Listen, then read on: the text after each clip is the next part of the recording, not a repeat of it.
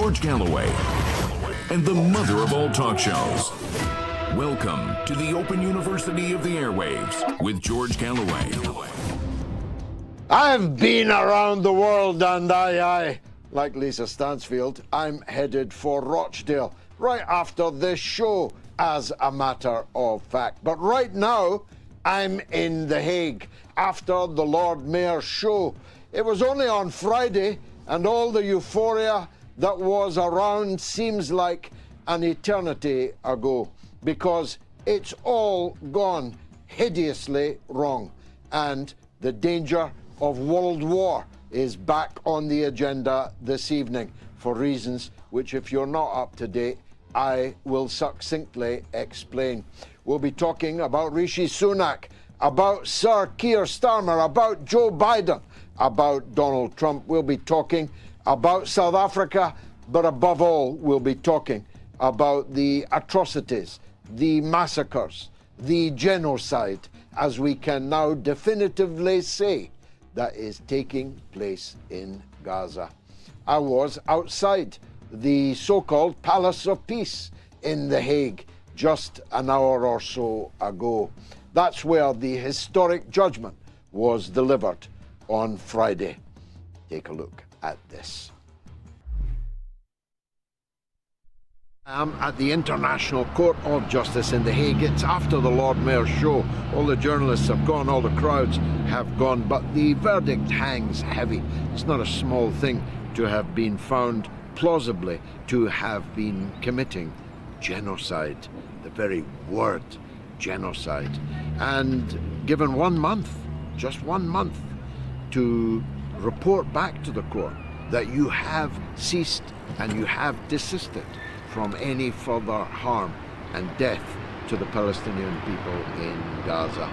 There was no call for a ceasefire because there couldn't be.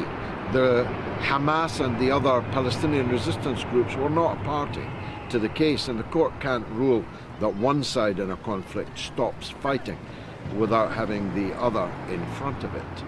So, effectively, the court decided that Israel must cease fire, because how else can it avoid further harm and death to the Palestinian people in Gaza? That's a verdict that will ring out in history. That's a shot that was heard across the world. But what happened next was quite unexpected. I thought that the Western allies of Israel would either attack the decision of the court or remain completely silent and ignore it. What I didn't expect was that they would attack and they would be silent, ignoring it in their mass media, and that they would defund the very agency which is keeping millions of Palestinian refugees alive in Gaza. They would cut them off on the biggest hoax of the war so far, and there have been quite a few of those, but I'll have more to say about that on the show. But here behind me, history was made. God bless you, South Africa. Long live South Africa. Long live the ANC.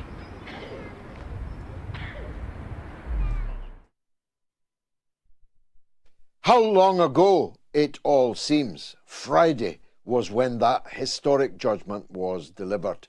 It was not a close-run thing. It was, on one of the votes, 16 judges against one, inexplicably, the judge from the African country of Uganda. The other was 15 judges against 2, the Ugandan judge and the Israeli judge being the dissenting voices. As judgments go on a court that size, that has to be seen as utterly overwhelming, devastating.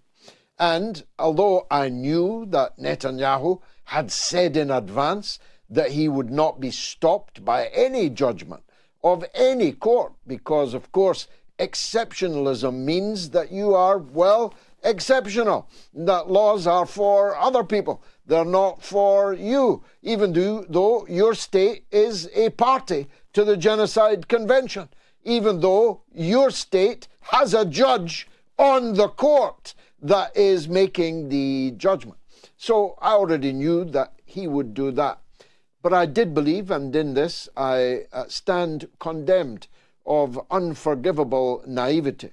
I did think it would give the Western allies of Israel a pause for thought. I did believe that in Western capitals it would be a very difficult thing, not least in the face of their own domestic law and their own lawful commitment to the decisions of the ICJ, difficult for them to go on with business as usual with Netanyahu, difficult for them to continue sending money to a party that had just been found plausibly guilty of genocide and put on trial and told that within 1 month they must report back as to how they had complied with the 6 principles adjudicated upon and overwhelmingly voted by the bench. I did believe it would be difficult to keep sending weapons. I did believe it would be difficult to keep giving diplomatic cover. I did think that one way that they might approach an adverse decision from their point of view was that they would attack the court. I don't know, call these 16 judges Putin's agents or something. I did think that there was a possibility that they would ignore it, which some of them comprehensively have. The Prime Minister has made little or no comment on this historic judgment at all. The Foreign Secretary, David Cameron, the man that sometimes tells you that he's a seer on legal matters and sometimes shrugs his shoulders and says, well, I'm not a lawyer. One man who is a lawyer is Sir KeirStarmer, King's Counsel, no less, formerly known as a QC, Queen's Counsel. Sir KeirStarmer, the human rights lawyer, has not uttered a single word about the historic judgment of the International Court of Justice in The Hague. Now that is truly inexplicable. I did think that the media might just ignore it, and that is precisely what they did. The departure of Liverpool's football manager, Jurgen Klopp, God bless him, I hope he has a long and happy retirement at the end of the season. That was items 1, 2 and 3 on the BBC's website. The London Times, once the journal of record, reported sparingly on the decision of the ICJ on page 34 of that day's edition. It is stunning that journalists and broadcasters can care so little about their professional reputation, about their integrity, about their self-respect, that they can agree to completely ignore a story which is trending, burning on social media, and that hundreds of millions of people are following avidly, hour by hour, hanging on every word that the judges delivered here in The Hague. It is astounding to me that no one in a newsroom says, aren't we going to cover the decision of the ICJ? That no one on the benches of the remaining newspaper offices that we have asks the editor, how are we playing this story? But no, the vast majority of the British media completely ignored a judgment that only the previous week they had televised live Israel's response to South Africa's case, whilst not televising at all South Africa's case. I suppose what I'm saying is that the reputation of Western broadcasters and journalists, already in tatters, is now in shreds. It is beyond a joke that these people can still call themselves journalists, correspondents, broadcasters, analysts. They are professional liars, lying with words and pictures, or merely lying by omission, but liars nonetheless. Thank God you cannot bribe or twist the average British journalist. But when you see what unbribed he'll do, you realize there's no reason to. There's no reason to bribe these prostitutes. They are anybody's. Anybody who employs them can get them to do or not do anything that the employer has decided to do or not do. The last journalist in England is in Belmarsh prison. His name is Julian Assange. Imagine if Assange was still free. Imagine if he was free to give us the backstory, as he so frequently was, about what's going on in the world. But enough, I'm sorry to say, about Friday's judgment. I was thinking on Friday that I could, sing Jose Sikalela Africa.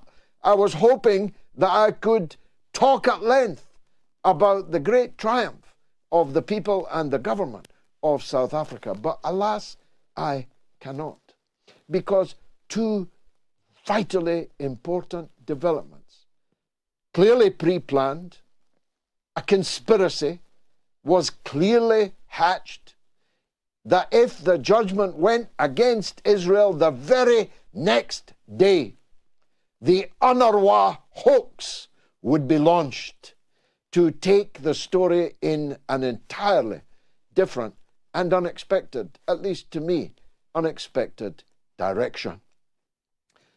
Israel claims,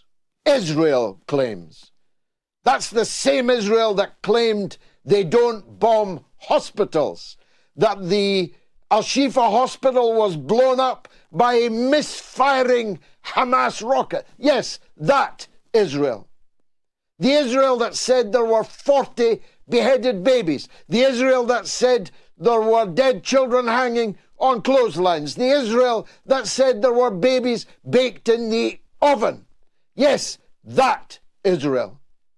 Israel claims that 12 members of the 13,000 staff of the United Nations Relief and Works Agency, UNWRA, which feeds, clothes, provides medicines, provides schooling, provides all the services on which this refugee population depends, that 12 members out of 13,000 staff members in the agency had participated in the events of October 7th. Now, of course I cannot know whether 12 or 2 or 1 or none of the UNWRA staff members did or didn't. I certainly know I can't take Israel's word for it. And if you think you can take Israel's word for it, I've got a bridge here in London that I can sell you.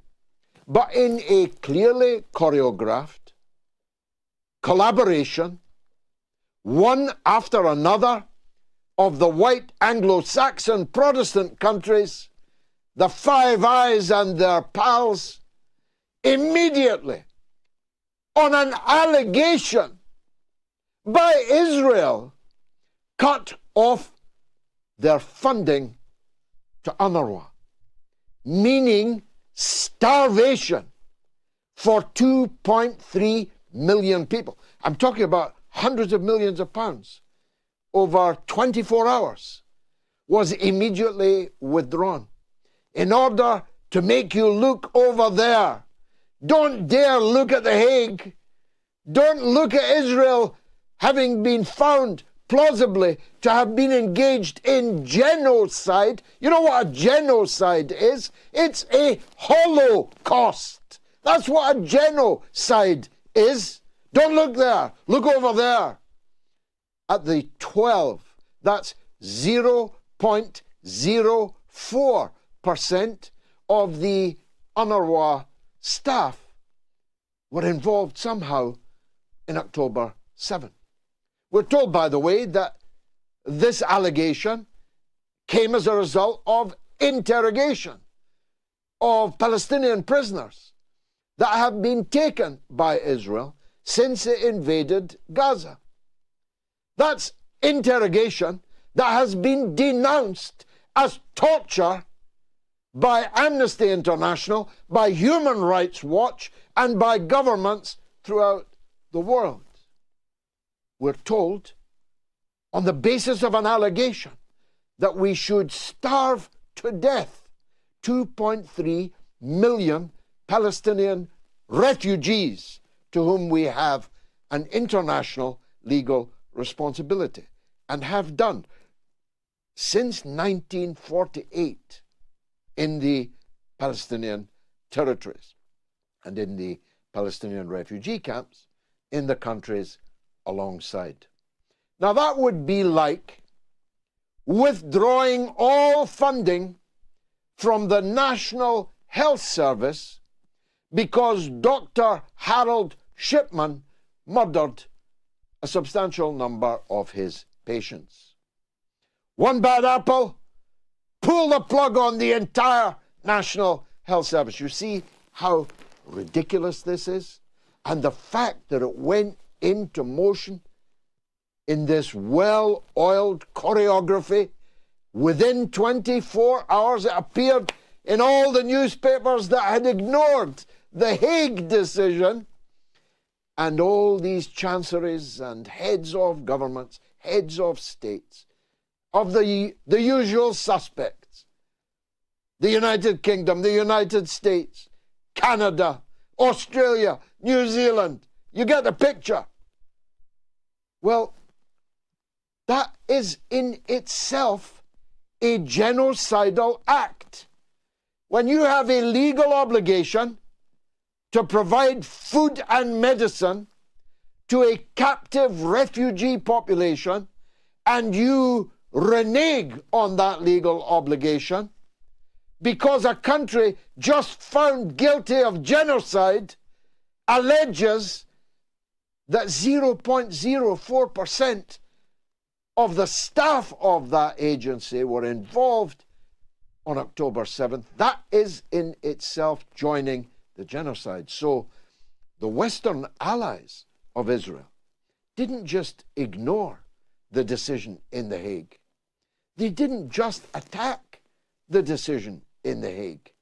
They joined in the very genocide which the judges in The Hague had just opined upon and sent Israel for trial on genocide charges. Now, I thought that what had happened over the last 110 days was as low as we could go. I thought things were as bad as they could be, but they were not. And it was not. We have now joined the genocide.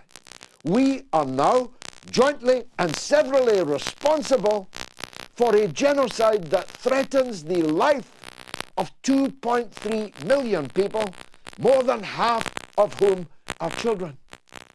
Like we haven't seen enough videos. Like we haven't read enough testimony. Like the judge's opinion had never even been passed. We have doubled down and have joined the genocide. And that was on Saturday. What about Sunday? You see my point? Friday seems like a decade ago. Today, this day, 34 American soldiers were wounded and 3 were killed, and those 3 were officers of the United States Army. Now, that would be a big enough story, and you'd be entitled to say, oh my God, what's going to happen now? But here's a second conspiracy. Joe Biden claimed that this attack that killed and wounded nearly 40 American servicemen had happened in Jordan. The king of Jordan announced that It didn't happen in Jordan. There's no base in Jordan. There was no attack in Jordan. Why are you saying this happened in Jordan when it in fact happened in Syria? Here's the reason. Because the United States presence in Syria is that of an illegal occupier, the International Criminal Court here in The Hague has already adjudicated that there is no right to self-defense from an attack emanating from a territory that you are illegally occupying. So in order to make a response to what happened today, Joe Biden has to pretend that it happened in Jordan, where the American forces are legally stationed. Heaven knows why, but they're legally stationed there. How's that for cynicism? How do the families of these American servicemen feel about the fact that their president is lying about where it happened so that he can unleash death and destruction in response to their deaths? Oh, and by the way, according to Israel, war with Lebanon is about to be launched any minute. This is going to be the mother of all talk shows.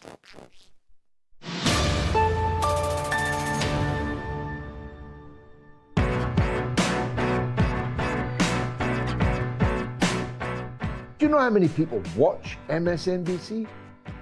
If this was a normal business, it would be out of business long ago. Do you know how many people watch CNN? We are in danger of fixating too much on the liberal hegemony of media outlets with infinitesimally small viewership. This show that you are watching has 10 times the viewership, 10 times the viewership of Rupert Murdoch's Talk TV with its budget of billions. So, let's not lose hope. Let's be our own media. You're right, not everybody watches me, watches those other people that you watch. Well, it's your job, and it's everybody else's job that's watching this and agrees with me this evening. It's your job to tell as many other people as you possibly can what we are all about, how to find us, encourage them, and check up afterwards whether they took your advice, and if they didn't, encourage them all over again. Have you any idea how we would multiply if everybody watching this did that? The best part of 2 million people will watch this program over the next 7 days. If those nearly 2 million spoke to one other person, we'd be 3 million if their advice was taken. And so on and exponentially on, it is possible to go. It's in our hands. Let's do it. I can't do much more than what I'm doing. I need you, the audience, to spread the word.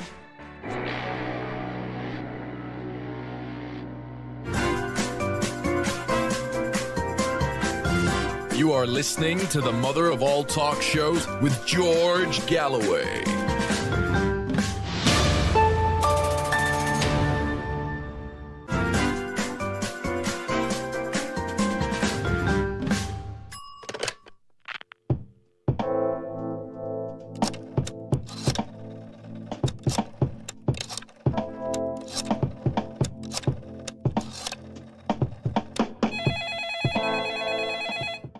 Donald is in Inverness on Assange. Go ahead, Donald. Hi, George. Good to hear from you again. I'm phoning about Assange, but really your audience is highly privileged to benefit from your international research. I mean, I've learned, tonight you told us about the misfired missile and the helicopter crash. We'll never hear that on mainstream news. Last time, Gonzalo Lira told us about Poland doubling its armed forces. These are very important pieces of information. Now, information is one thing, but what I want to do, George, is I want to raise the topic of conscience. But I want to illustrate it with an incident that I saw in a documentary in World War II. A U.S. soldier called Glenn Fraser had a Japanese officer's sword at his head, ready to chop it off to make him an example to others. And he was told that he would die for having his hands in his pockets in the cold weather. And did he have any last words to say? So this Fraser looked the fellow, this is the Japanese officer, looked him in the eye, and he told the Japanese officer that he could kill him. But he says, you cannot kill my spirit. He says, and my spirit will lodge in your body and haunt you until the day you die. Very powerful, Donald. I too, like you, believe in the Judgment Day. I believe in the afterlife. I believe that we will reap what we sow. And I agree entirely with the point you make about conscience. I put it this way, that my conscience is my daily communion with God. And if I follow my conscience, I won't do wrong. And if we all reawaken our conscience, as you beautifully put it, then we will have no need for policing. We'll certainly have less need for policing. And heaven knows we could do with that. You know that they speak the best English in the world, in Inverness, and Donald is a good example of it.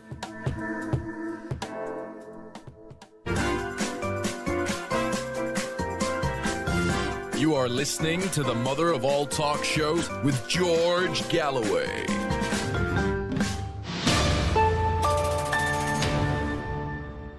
Well, yet another Labour MP has just had the whip removed on the demand of the Israel lobby in Britain.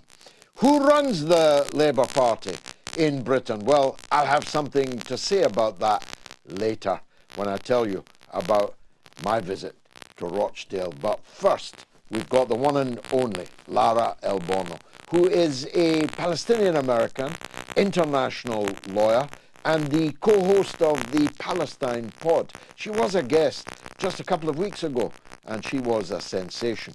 The viewers loved what she had to say and how she said it. Then we were looking forward to the decision of the ICJ here in The Hague last Friday. Let's hear from her what she thought about what happened on Friday and what's happened next. Lara, welcome back to the show. A very warm welcome. You were a very popular guest last time. I think I'm right in saying that the judgment was a stinging, heavy judgment, one which in ordinary times would have kept us talking for weeks. But now it's actually been overtaken by so many dramatic events. There's a danger, isn't there, that its importance will be lost. What do you say? Thank you, George, for having me again. Yeah, I absolutely agree with you.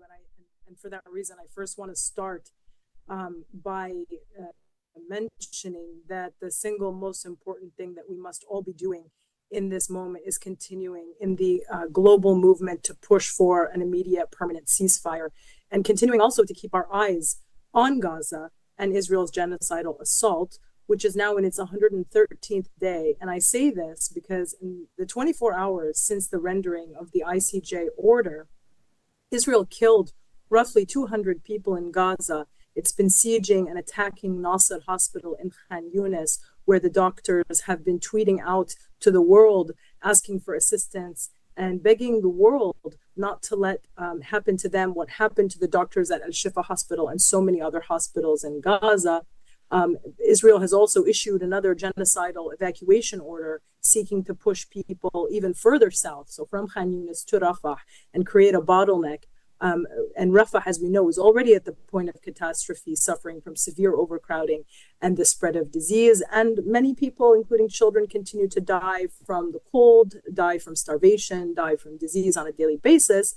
And at the same time, we see Israelis now protesting at the Karam Abu Salim crossing to ensure that food and basic supplies and medicine are not reaching Gaza. So the factual developments on the ground continue to be more and more catastrophic every day. And with that said, I will comment on the court's decision. And I think in order to properly comment on it, we actually have to begin with what the decision is. And so to summarize, essentially, the court rejected every single one of Israel's legal arguments on the existence of a legal dispute, on the existence of irreparable prejudice and urgency, which of course we know is required in order to order provisional measures, and also on the plausibility of the rights requiring protection. And the court affirmed that it had jurisdiction in this case, that it was plausible that Israel was in violation of its rights under the Genocide Convention. The court affirmed that this case will go on to a merits phase. And as to the provisional measures, the court ordered in an overwhelming majority, either 15-2 or 16-1, depending on the measure, several provisional measures, notably ordering Israel to take all measures to prevent genocide, to immediately ensure that its military does not kill or wound people in Gaza or inflict destructive conditions on them. And Israel was also ordered to prevent and punish incitement and to allow all humanitarian aid into Gaza, save evidence, and report back to the court within 1 month. And at which point the court may decide to impose even further provisional measures on Israel if it finds that Israel is not in compliance with these measures. So it's really important for us to keep in mind that even though we've heard Israel and the US try to spin this as a win for Israel, that's simply delusional. They lost essentially almost everything. They lost all their legal arguments, and South Africa were granted the majority of the provisional measures that they requested. Were 6 demands, if you like, that the court made of Israel. Summarize them for us, if you will. Yeah, so essentially the court ordered Israel to take all measures, not reasonable measures, all measures to prevent genocide, and to, with immediate effect, ensure that its military does not commit any of the genocidal acts under the convention, which includes killing and wounding Palestinians, and also inflicting destructive conditions of life on them. Israel must also prevent and punish incitement of those politicians which are committing incitement to genocide. And Israel was also ordered to allow all humanitarian aid into Gaza, save evidence, and report back to the court within 1 month. Now, they have brazenly defied that, despite being a state party to the convention, despite having a judge sitting on the bench, despite being a member state of the United Nations. And of course, if these were normal times, if this was a normal country, one would expect punitive consequences. But what do you do with a state party to the convention that continues immediately to defy not just the terms of the convention, but an actual specific judgment handed down to them? Yeah, and of course, this is the most frustrating part, right? We know that Israel vowed to ignore the ICJ's order before it was rendered, and since it was rendered. Many statements were made by Israeli government officials confirming that they would not be complying with the order. Ben-Gvir even tweeted Hague Schmeig moments after the order was rendered. So that certainly leaves us with the question of, okay, well, what's the utility of such an order? And I think here, we need to remind people that there's simply no combination of words that the court could have used which would have resulted in Israel stopping its genocidal onslaught, simply because Israel does not care what the court has to say. It has, as I mentioned before on the show, ignored previous decisions of the International Court of Justice completely.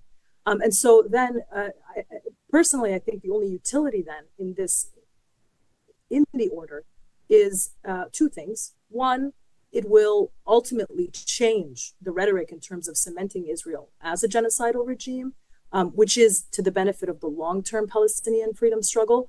And then 2, it puts third states on notice of the risk of genocide in Gaza, which then will trigger their own obligations under the Genocide Convention to prevent genocide and also not be complicit in it.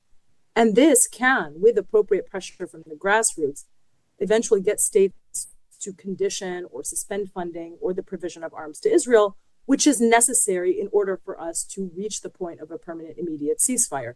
This previously was not possible. If you remember, weeks ago, I don't remember how long ago exactly it was, when Bernie Sanders put forward his proposal to condition or review even the provision of arms and funding to Israel on the basis of their compliance with human rights. It got 11 senators to support it. So, I mean, this is such a huge taboo in the United States that we really need some legal hook that we can attach to in order to be able to push this forward politically.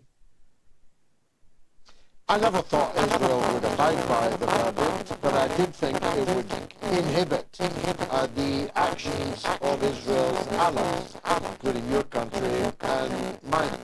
That doesn't seem to have happened, though, Lara.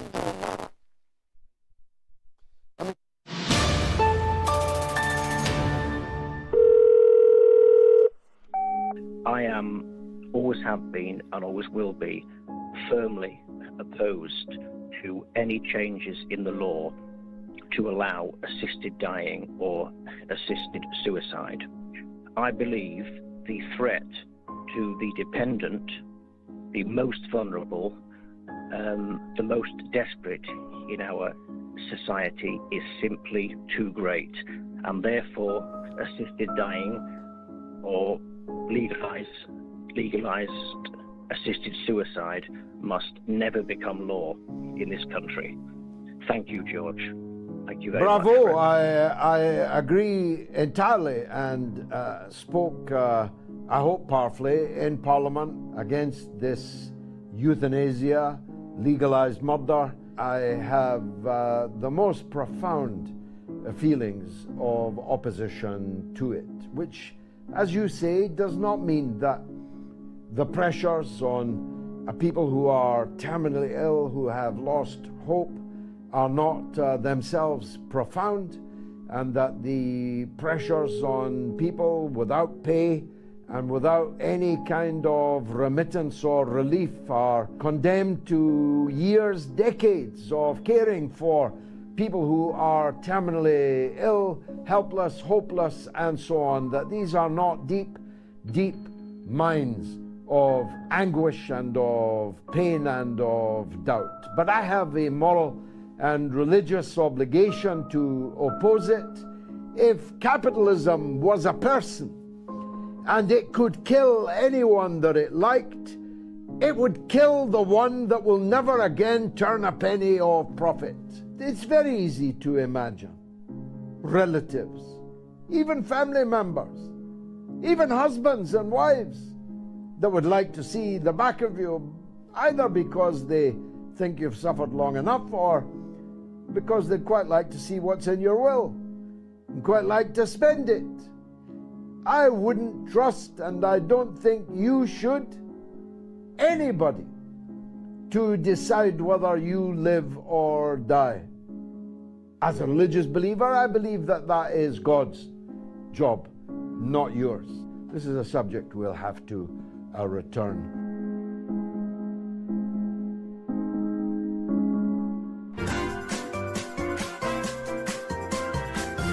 You are listening to the mother of all talk shows with George Galloway.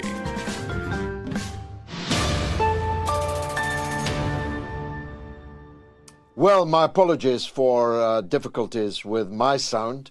Lara, I think, was loud and clear, and wasn't she?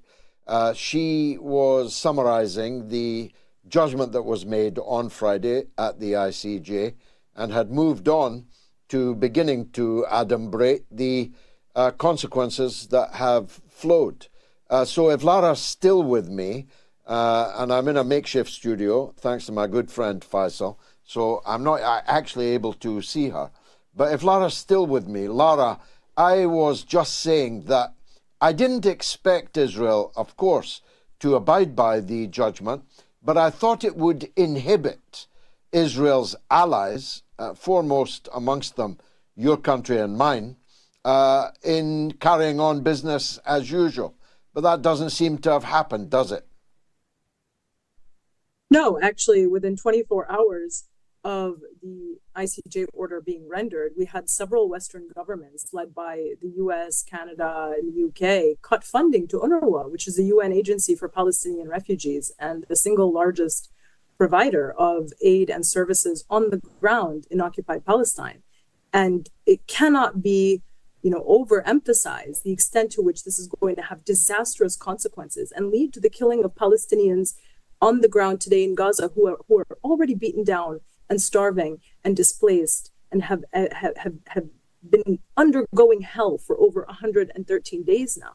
And we have to keep in mind that this goal of Israel to destroy UNRWA is not something that popped up yesterday or the day before, as a result of the allegations that now Israel is trying to put forward. This is something that Israel has wanted to do for a very long time. There were even statements from Israeli officials from a month ago, from 2 months ago, saying very clearly that Israel would not win this war without destroying UNRWA. And part of the reason that is because UNRWA is responsible for maintaining the refugee status of Palestinians. And therefore, it's inherently linked to their legal right to return to their homes in what is now Israel.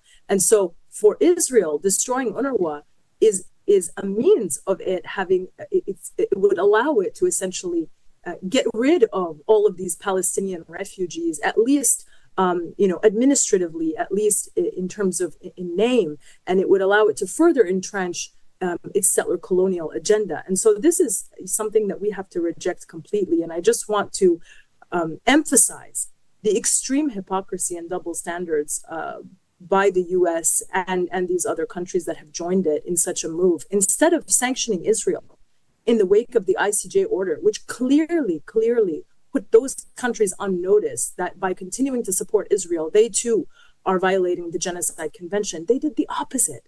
They sanctioned the people who are undergoing the genocide themselves, and it's truly shameful. Isn't that in itself a genocidal act, prosecutable?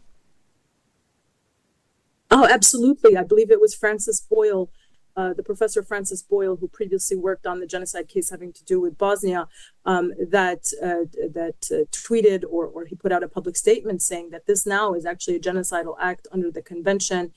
It's creating conditions of life on the ground that will deprive Palestinians of the means to continue living. And so therefore, it's also a direct violation of the Genocide Convention. And let's not forget that the US has already been sued for complicity in genocide through the provision of arms and financing and diplomatic protection in US federal court. That was a lawsuit brought by the Center for Constitutional Rights and Palestinian plaintiffs whose families were massacred in Gaza, and they had a hearing last week as well in that case. And so therefore, the US is either at a minimum complicit, if not completely directly committing a genocidal act at this point in time. Now, at the end of the month, Israel was given 1 month to, as it were, show that they had complied. What happens if they just don't turn up, if they just don't submit a report? Is that likely that that's what they will do? It's very likely. In fact, if you remember in 2004, when the International Court of Justice was reviewing the legality of the wall that Israel built on occupied West Bank, Israel turned up for the phase having to do with the jurisdiction. But once the court affirmed that they had jurisdiction, then Israel refused to participate in the proceedings, and the merits phase continued without Israel present. Israel often boycotts international tribunals or areas or venues which may seek to hold it accountable. So it's possible that it may not even show up to submit a report. I can't say. Or they may try to submit a report saying that they're doing everything they can, while in fact the reality on the ground shows us very clearly that that's not actually the case. And we will continue to see the same images and videos that we have been seeing for the last 3.5 months, essentially maintaining this alternate reality that Israel lives in, where they are just the good guys and we're all, crazy and don't know what we're talking about. So they may show up, they may not. I think the important thing to keep in mind is that the court at that point has told South Africa they would have an opportunity to respond in any event, and that the court may seek to impose even further provisional measures if they see that Israel is acting defiantly and in total disregard for the court. So that's also something that we should continue to push the global conversation on the immediate permanent ceasefire, because even though the court didn't expressly order a suspension in Israel's military activity through this order, it doesn't exclude the possibility that they could do so in 1 month. Now, of course, this is not the results that people on the ground want to hear, because they need this today. They've needed this every single day before today. But I'm here to comment on what the court is able to do, from this point on. And so while that's wholly insufficient in terms of what is actually needed on the ground, that's something that we should also keep in mind. But this also underscores that really it's on the people. It's on the people worldwide who have been mobilizing to continue mobilizing and to continue to put pressure. This court was never going to save us with its order. The order is only a tool that we can now use in our political mobilizing efforts to continue to push for the change that is needed. But in and of itself, it's not capable of producing that change if we don't use it in the strategic ways that we need to be using it. Well, you say the people who've been mobilizing, according to Nancy Pelosi on American television today, these people may actually be in the pay of Vladimir Putin. That takes the unhinged Russiagate affair into another universe, doesn't it? George, I watched that clip right before I came on, and I was actually at a loss for words. I mean, the level of delusion that is in the halls of Washington, the level of just complete misunderstanding, either it's negligence or it's willful, arrogance and refusal to see what is right before them. I don't know what it is exactly, but it is completely divorced from the reality on the ground in Gaza. It's completely divorced from the motivations of billions of people who have been mobilized trying to stop this genocide of Palestinians in Gaza, because every single day for 3.5 months, we have watched on our phones children be massacred, families be pulled from the rubble. And this has understandably awakened something human in us, which tells us that this is not a world that we want to live in, a world which allows the slaughter of now 13,000 Palestinian babies and children. To dismiss that human reaction as, oh, these must just be some paid Russian operatives with absolutely no factual basis whatsoever, just an allegation like that made by Nancy Pelosi on primetime television. It's so irresponsible. In fact, it's criminal. We cannot continue to allow these elected officials to get away with this type of framing. It's actually criminal. Well, she said she's sending the FBI after those people who've been mobilizing. It is indeed criminal. But going back now to the case, if I may, Israel is arguably all ready, but if they didn't show up in a month or didn't report any remedying of the situation in a month, they're arguably in contempt of court. In layman's terms, that's what we call it here anyway. The next step would presumably be the issuing of arrest warrants for Israeli officials, wouldn't it?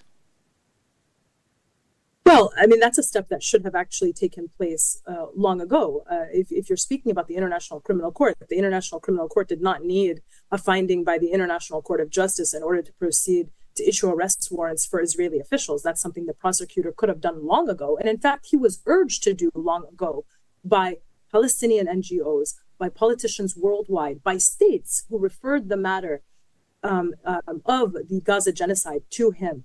A number of states did so, calling on him to issue arrest warrants for Israeli officials many months ago. And he still has not done absolutely anything to respond to those growing requests for him to act. And so, therefore, there's a tremendous amount of critique right now, and it continues to evolve, about the behavior of Karim Khan, wondering if he is compromised, because his behavior simply is not consistent with the behavior of a prosecutor that would be acting in a reasonable manner to uphold his mandate to prevent and sanction mass atrocities like genocide, because he's simply done nothing to actually respond to this ongoing genocide.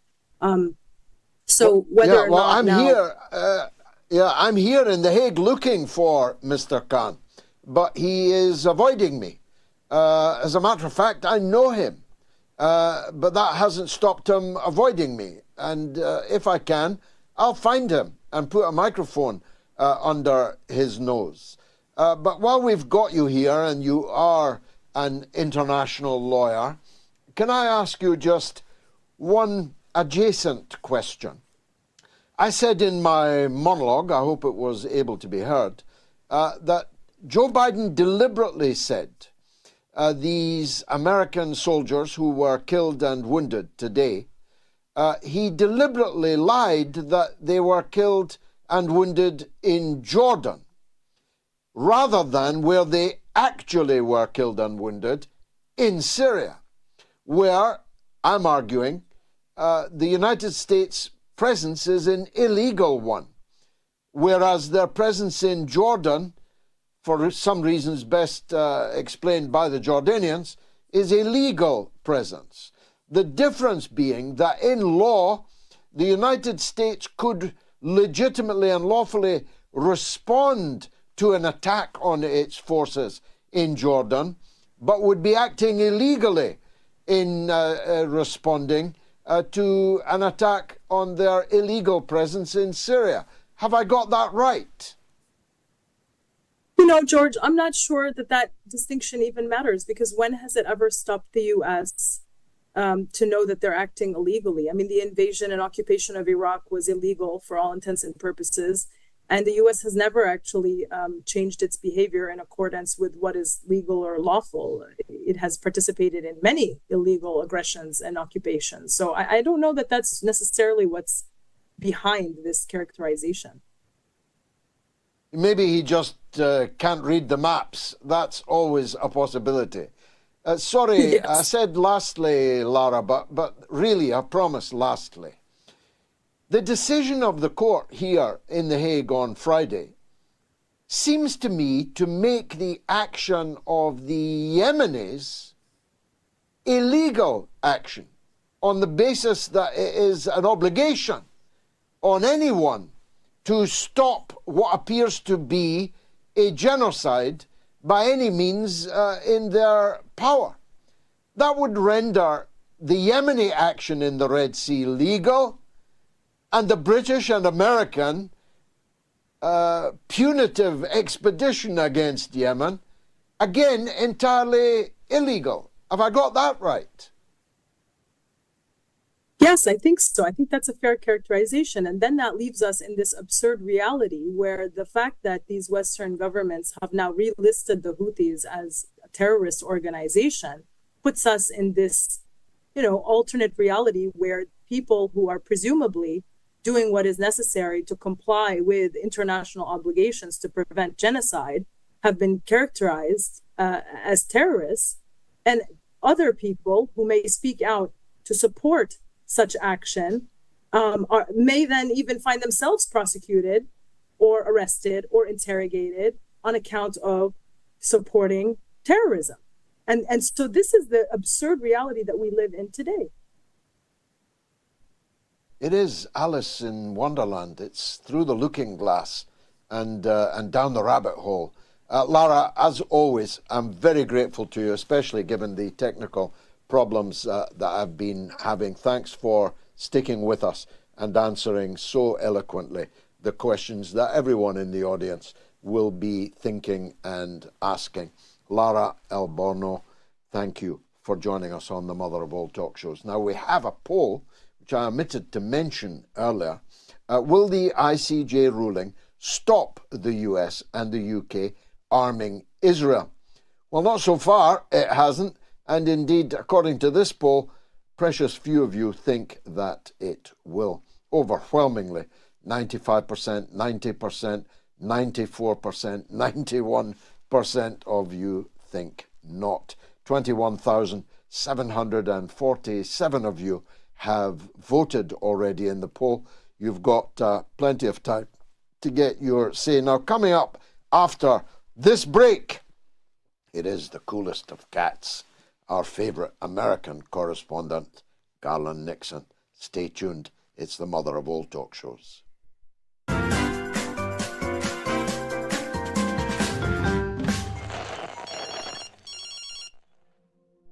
George, I'm just looking at another dimension in this Gaza war conflict. Could this be a religious conflict in the guise of it's not Islam versus Christianity versus Judaism, but an ideology, a Zionist ideology in establishing their leader that is supposed to come in the future, and they will then govern and rule? It's in their ideology, for sure. The Zionists are no more and no less than a nationalist ideology. They have nothing whatsoever to do with religion.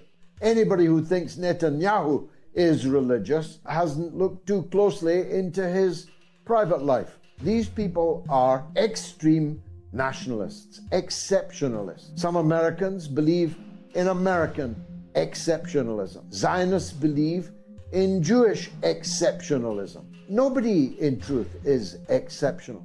There's nothing religious about it. It's about land. It's about nationalist supremacy, ethno-religious supremacy on the land of Palestine. And the Europeans colonized Palestine in the same way that the Europeans colonized South Africa. So fitting. The victims of white European colonialism are coming to the aid of other victims of white European colonialism. And they're doing the whole world a signal service.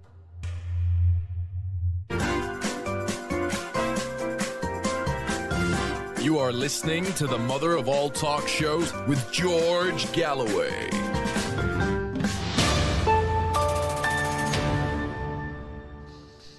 Well, I'm just looking at Twitter. Linda Graham, as she's known at weekends, says, hit Iran now, hit them hard.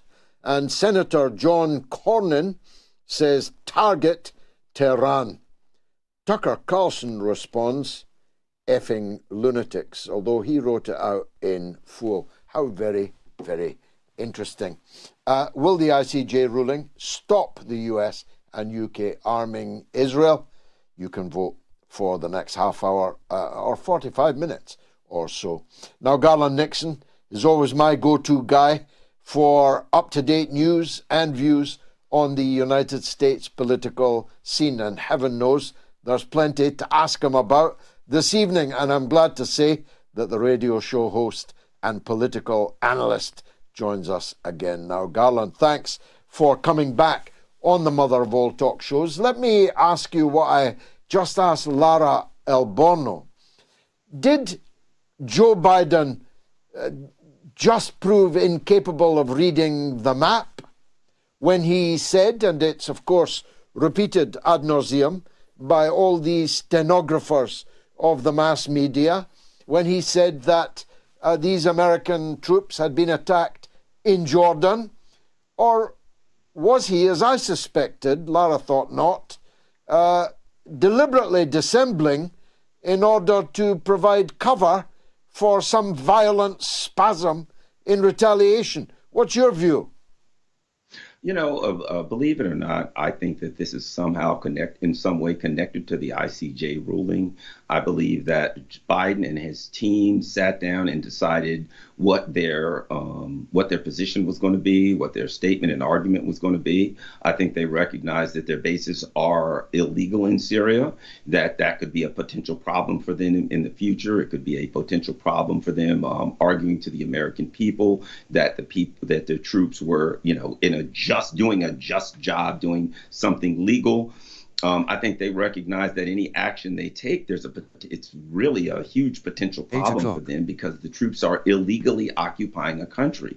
And in the same way, interestingly enough, that Israel is illegally occupying Gaza, the Golan Heights, etc., and that's complicating things for Israel as to make the argument for their response. It certainly complicates things for the United States empire to argue that they have a just response for an illegal occupation of Syria.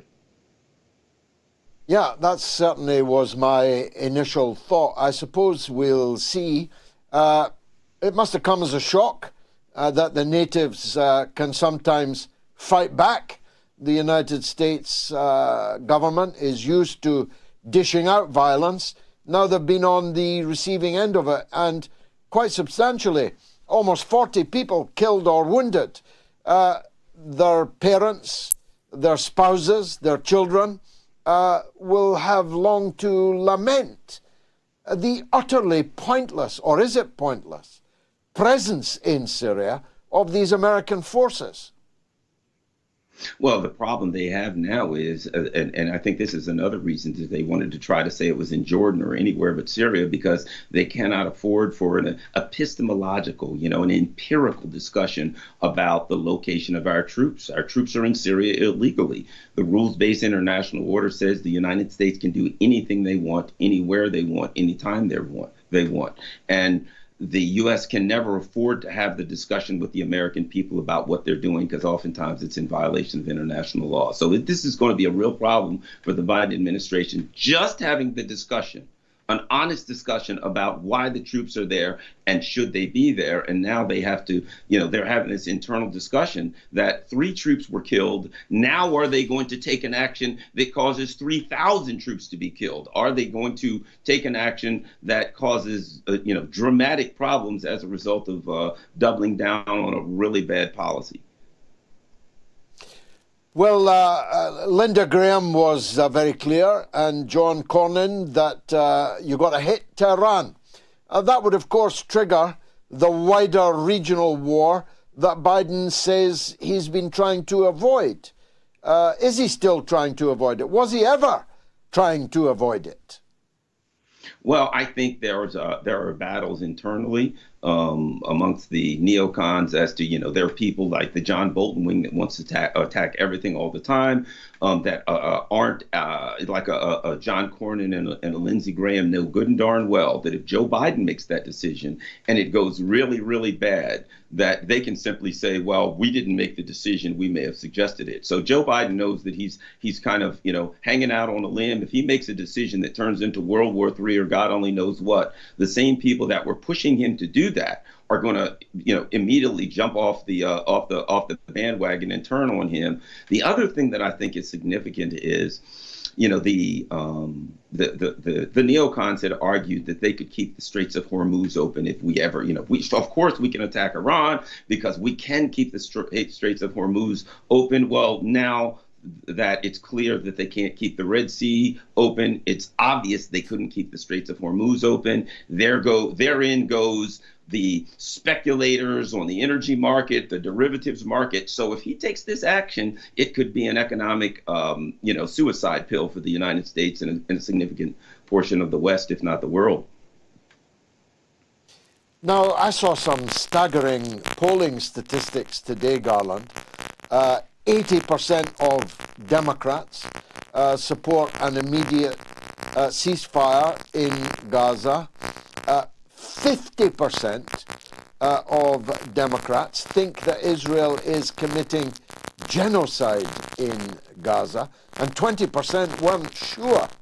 At least half of all Americans demand a ceasefire, and a disproportionate number of them were the people that voted for Joe Biden last time.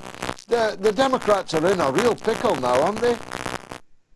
Yeah, the Democrats right now, the wheels are coming off the cart as far as the Democratic Party, because, the Democrats claim to be the good guys, the imperialist, intervention to save people and to save lives, et cetera. And now it's fairly obvious that the action they're taking, number one, they're not the good guys. Number two, the people in their party are opposed to it. So we're seeing a dynamic where Joe Biden came in and he made a number of promises to, regarding health care and student loans, et cetera, to his constituents, kept none of them, didn't even make an attempt to keep any of them.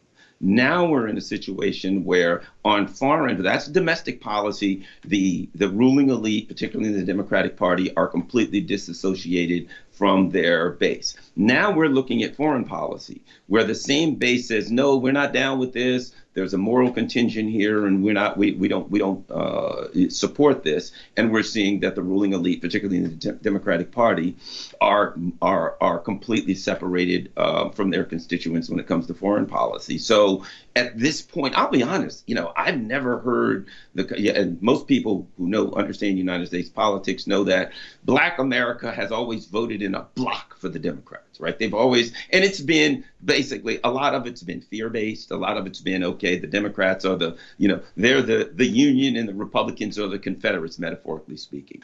I have never in my life heard the kind of statements that I'm hearing in the Black community about the Democrats, about the Biden administration, about supporting them, et cetera. The Democratic Party right now is in absolute and total collapse. The only thing they have left now is the Republicans are the bad guys and we have to stop Trump or something. And their constituency is starting to accept the reality that this party has spun completely out of control and it's suffering from a severe crisis of legitimacy. Basically, the constituents do not believe that the people running this party are legitimate, moral rulers of the party. And I don't know how they get out of this one. But according to Nancy Pelosi, it's all Vladimir Putin's work. Yeah, and that makes perfect sense to me because, it's a narrative-based party at this point, absurd narratives. So she might as well have said that as anything else. What it tells me is this.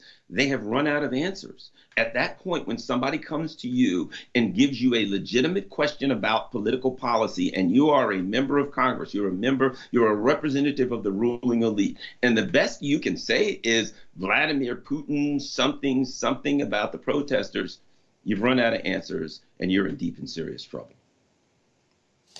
Now, they clearly had coordinated, Garland. It was a conspiracy, really. They clearly had a plan. They told us they had a plan if the ICJ verdict went the other way. And now we know what the plan is. It's the UNWRA hoax, which actually deeply implicates, even more deeply than before, the US, the UK, all the other Five Eyes in genocide by cutting off food, yourself cutting it off, not Israel, you cutting it off. By refusing to fund it, you are placing 2.3 million people who are already on the cusp of famine into the pit of famine. Nothing could be a more genocidal act. And they clearly had planned it because within 24 hours, based on mere allegations about just 12 people out of 13,000 employees in the UNWRA, they all, one after the other, cut the funding. No words for that, really. Garland, help me. Well, what we have is a statement from them in reality. When the fact that they did that on the date that the ruling was coming out of the ICJ means they knew what the ruling was going to be.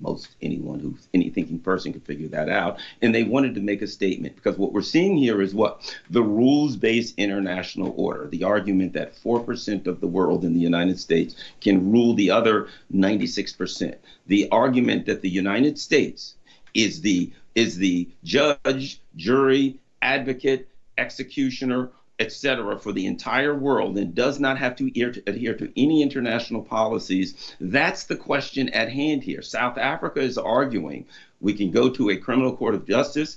We can make an allegation, an assertion, a complaint of a violation of international law, and the U.S. and its proxy ally, whatever you want to say, extension in Israel have to adhere to this international law. What are you going to do? And the United States answer is no.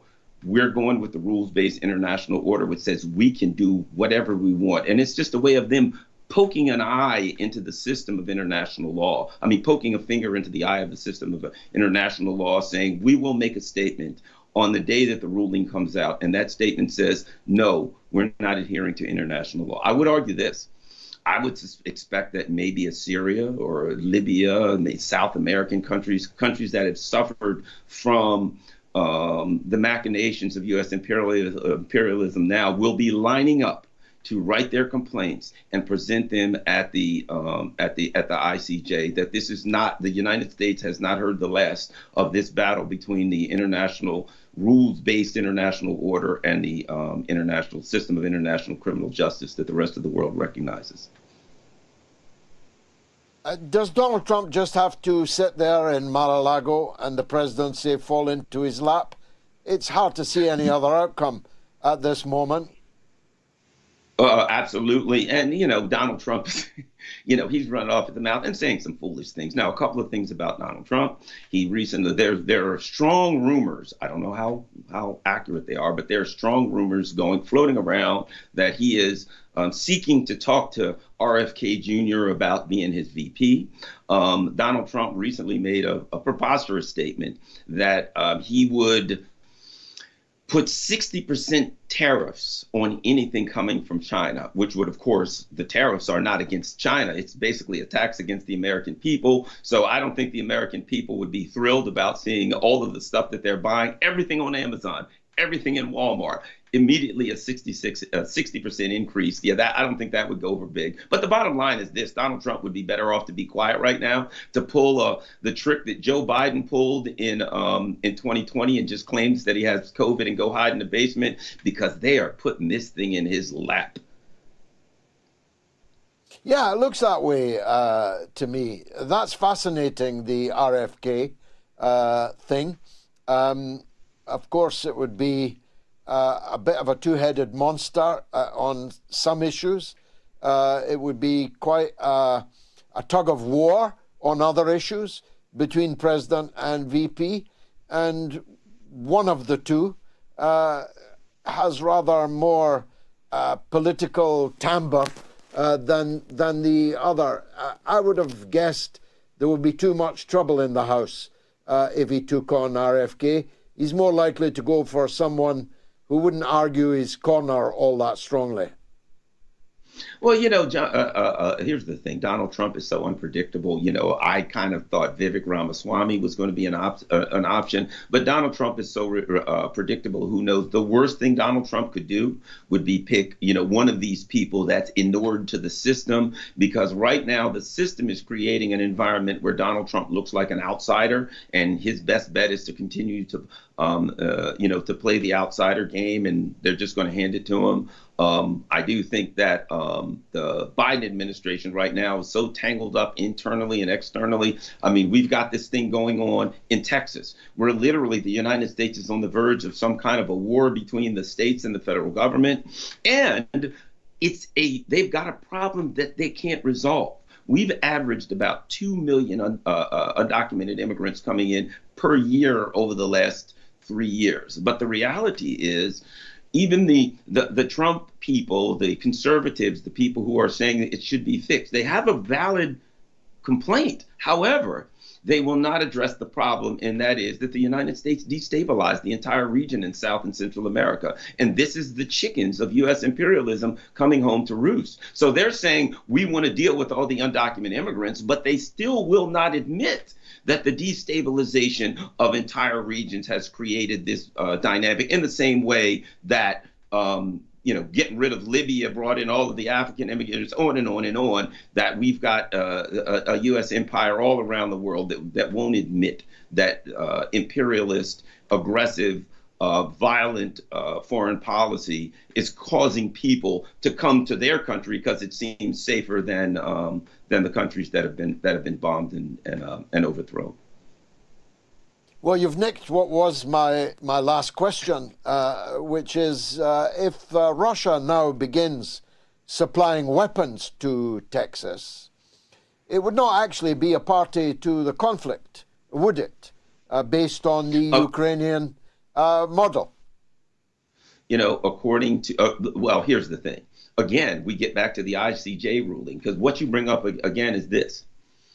According to the rules-based international order, right, the United States can do anything they want and no one else. The United States can provide weapons. We can do anything on Russia's border, in Russia, literally in a province of Taiwan. The United States has sent a delegation to a province of China to Taiwan. So according to the rules-based international order, we can do whatever we want, and no one else can imitate it. So yes, what you bring up is the contradiction of the U.S. empire. And right now, people are going to start asking those questions. And like I said, I suspect this Syria attack is a big problem, because that's a discussion that the U.S. can't afford to have. What happens right now if the Assad government goes before the ICJ and says, we want to litigate the claims against us that we used chemical weapons against our people, and then we were attacked by the United States and NATO afterwards, we want to adjudicate that, and they present empirical data and evidence.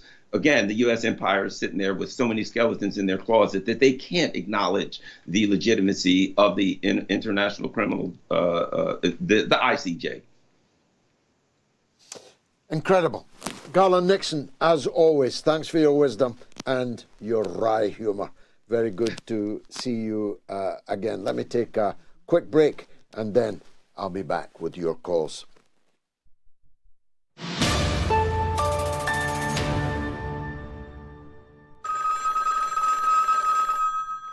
On the line is a Rose in Texas. I was at the beginning of a song. On Californication, which is a song. Rose, welcome to the show. Fan of the show, transgender fan of the show, and I wanted to briefly address your monologue from last week on Californication, because I almost entirely agree with what you said. Trans women athletes taking medals and records, directing children at nightclubs, and even going to elementary schools themselves, not to mention hormone blockers for children as well. The attack on freedom of speech, not only against conservatives, but anyone who doesn't fall in line with the agenda, rainbow flags on NATO military aircraft, which is certainly doing more to cultivate anti-queer sentiment around the world than there already is.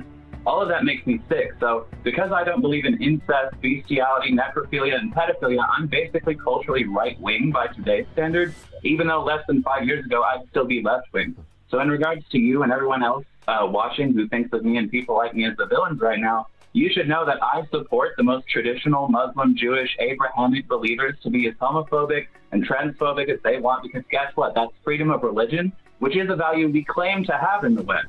Now, my religion, I suppose, is I believe I'm a woman, but guess what? Not everyone has to convert to my religion. Otherwise, we basically have a theocracy, only this theocracy is for the ever-evolving LGBTQIA supercalifragilisticexpialidocious club.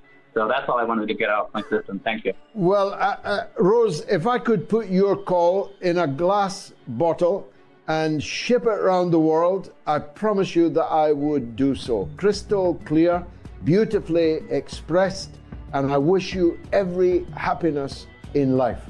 It is exactly what people who are transgender should be saying. And if they were, they would disappoint the liberal zealots who want to use them as a battering ram against the traditional family values of the rest of us. Beautifully expressed, Rose. I'll never forget it.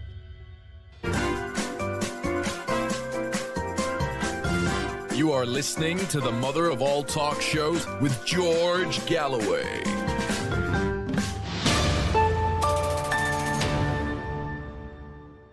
Now, I'm in The Hague now. My next guest was here and peerlessly reporting on the case of South Africa against Israel at the ICJ. I wonder what he thinks about what happened next. He is, of course, the Honourable Craig Murray, former British ambassador, and he joins me now on the line. Craig, thank you for joining us. I'm in The Hague now. It's after the Lord Mayor's show. The judgment hung heavily on Friday, but it's been so overtaken by events, hasn't it? It has, but I think some of the reason for that is in the judgment. I think the judgment was a long way better than I expected it to be. And I think the lashing out at UNWRA and at the UN in particular is because of the judgment, and especially two things. I mean, firstly, they wanted to distract attention from the judgment because Israel lost on every single count. And secondly, they wanted to discredit UNWRA because one key thing about the judgment is that the court made findings of fact. It found that there are facts which plausibly amount to genocide. And not just, it didn't just find that South Africa said these things, it found its own fact and said these facts amount plausibly to genocide. And those facts included statements by UNWRA. Statements by UNWRA were quite important facts behind the opinion of the ICJ. So I think it's no coincidence whatsoever that you immediately get these attacks on the integrity of UNWRA and this attempt to defund UNWRA, which of course also helps contribute to the genocide. It speeds up the genocide by contributing to starvation and despoilation. Yes, I mean, I didn't see that one coming, I must say. Your friend is accused of genocide. A court, by an overwhelming majority, finds that you may very well be guilty of that genocide, makes demands of you to correct your behaviour, gives you a month to report, and effectively sends you to trial for genocide. And instead of distancing yourself for your own protection from your friend, you double down, because that's what this is. You double down on your support for the accused, and you yourself embark on a course of action which may very well leave you in the dock for genocide. That's friendship for you, isn't it, Craig? It's extraordinary. I mean, the hold that the Zionist lobby has over the political class in the UK, as you know better than anyone, George, is just incredibly strong. And I certainly didn't see that coming. And the coordinated and fast response, because governments, as again you know, governments do not make policy decisions in 20 minutes. But all these governments to come in one after the other within a matter of a couple of hours, withdrawing finance from UNWRA, that must have been coordinated in advance and have been up the sleeve, if you like, as a reaction to the ICJ judgment. So, we're at levels of evil here which are astonishing. You've got the ICJ detailing the starvation and deprivation and deaths and the terrible conditions in which people are living. You've got the UN spelling it out in great detail, all reported in the ICJ opinion.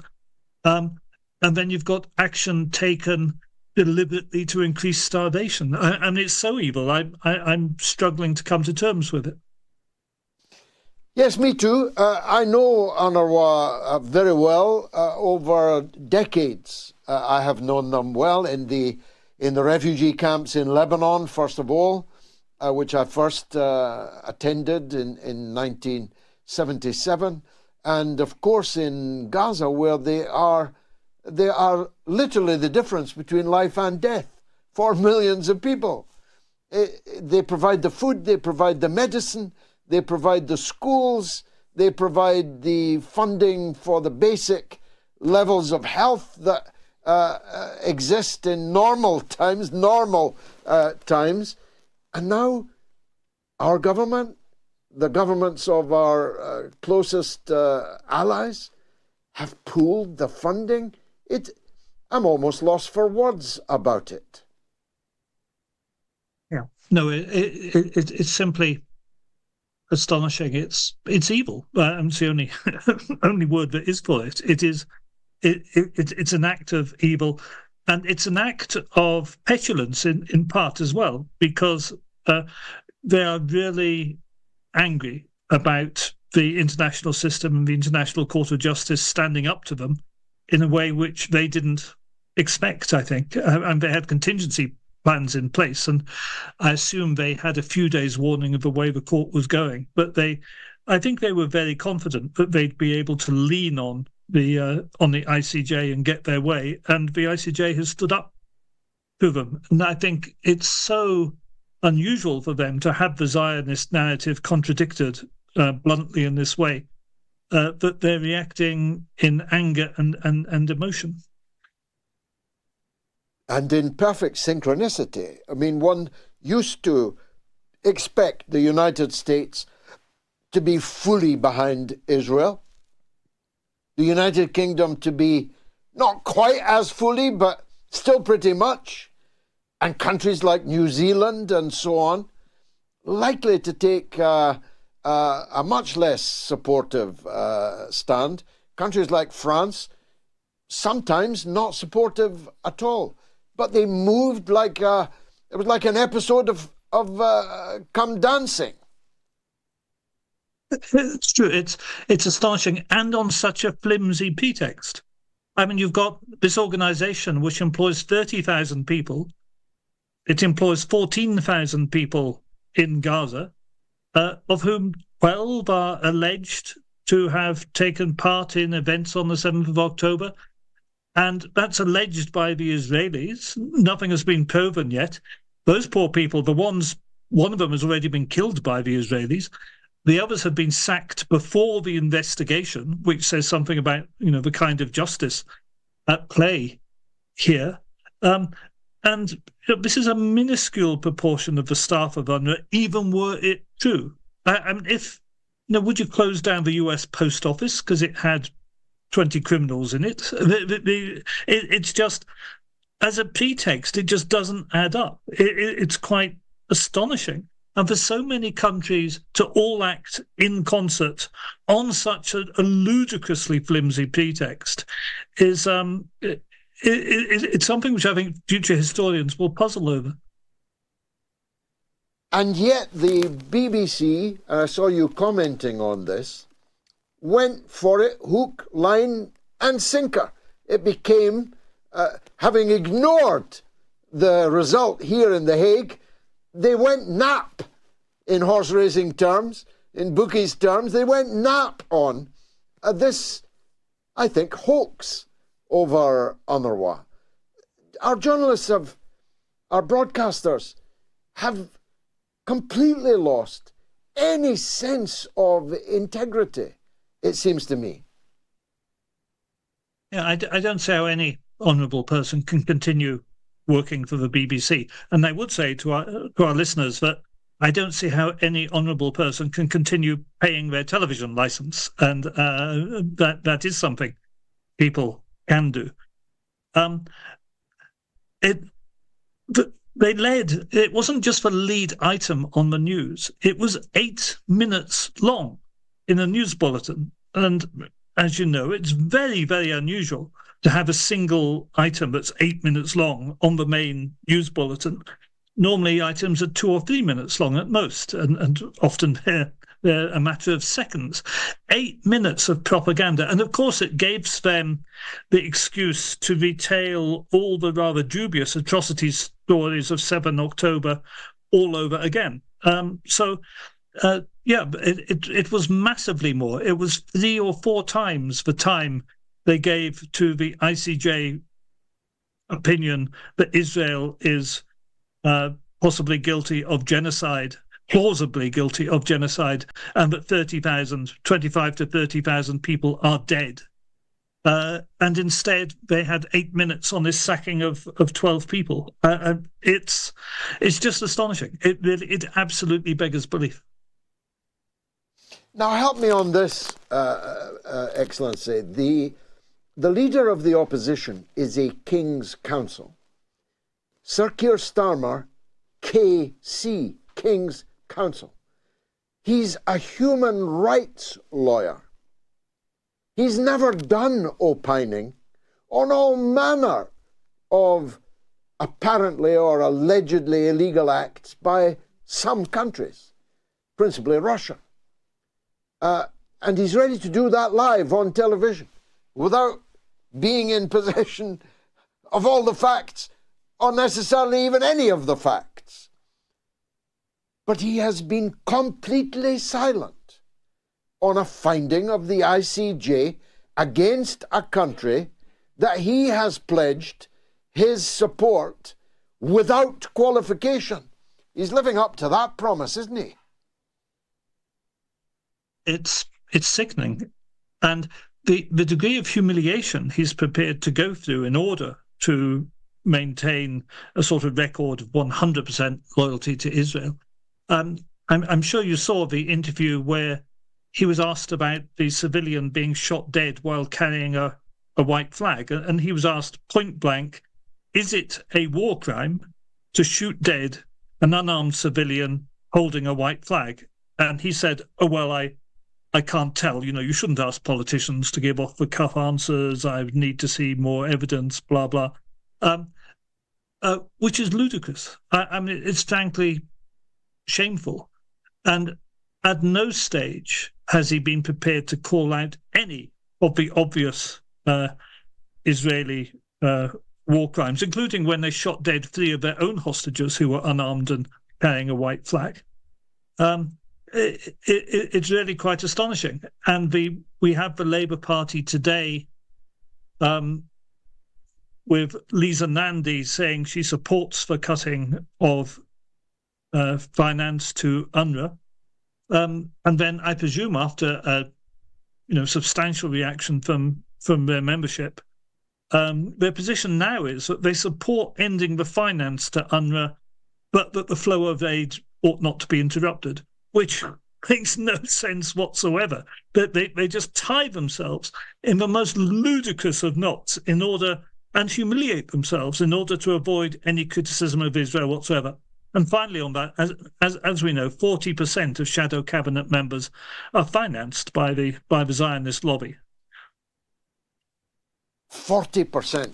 And they've just sacked another MP this evening, Kate Ossamore, for the crime, for the thought crime, for the crime of words. They've sacked her for daring to raise in the same weekend the Holocaust and the other Holocaust that is underway in Gaza. I mean, what but a Holocaust is 65,000 wounded, 30,000 dead, thousands still under the rubble, famine, pestilence, and disease, the 4 horsemen of the apocalypse. What but a Holocaust is that? And yet, for daring, although not as eloquently, to even hint that that might be so, this long-standing Labour MP, a black woman MP, the kind of MP they changed all their rules to ensure there were more of, she's now joined the first ever black woman MP, Diane Abbott, on the bench of ex-Labour MPs. It seems that there's no stopping the Labour Friends of Israel. Well, I mean, in the KeirStarmer's Labour Party, you can get expelled for agreeing with the International Court of Justice. That's what it boils down to. And that's simply an astonishing state of affairs. I mean, this is not the Labour Party in any meaningful sense whatsoever. It's no longer the Labour Party. It is now a second Conservative Party, which is every bit as right-wing as the first Conservative Party. Well, Honourable Craig Murray, we can always rely on you, not just for honesty, but for wisdom. Thanks for joining us on the mother of all talk shows. Will the ICJ ruling stop the US and UK arming Israel? A week ago, I would have said it'll certainly inhibit them. But our audience tonight, or at least 22,844 of the audience tonight, have been more perspicacious than I would have been last week. They overwhelmingly believe that the ICJ ruling will not stop the arming of Israel by the US and the UK and others. And I'm sorry to say, I think they're right. Let me take a quick break, and then we'll try and get some calls in, though it is proving technically difficult tonight, as I'm sure you've already garnered.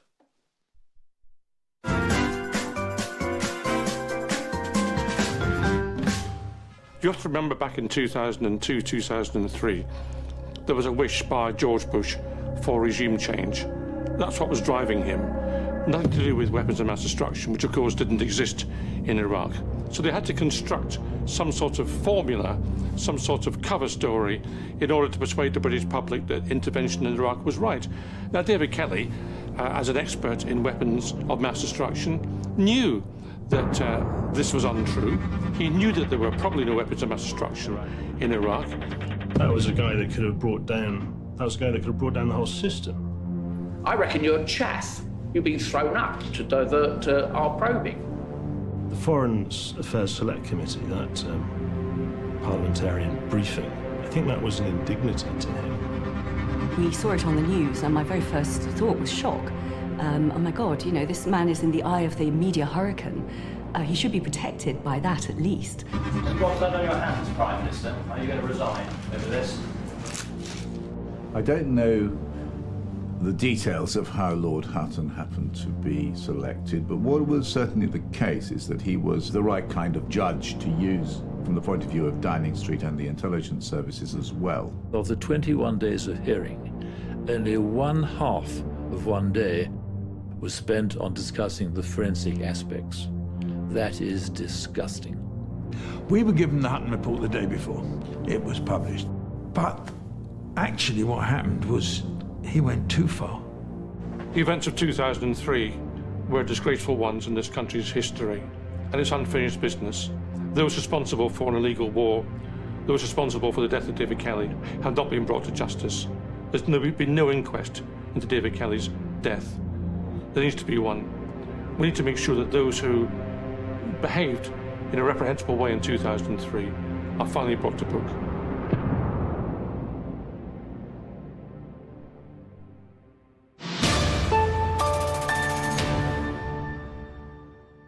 They're still saying, by the way, there's Donald Trump now saying that the killing of 3 Americans and the wounding of now 34 took place in Jordan. It did not. It took place in Syria, where the United States forces are illegally stationed. By anybody's reckoning, no one could dispute the illegality of their presence there in Syria.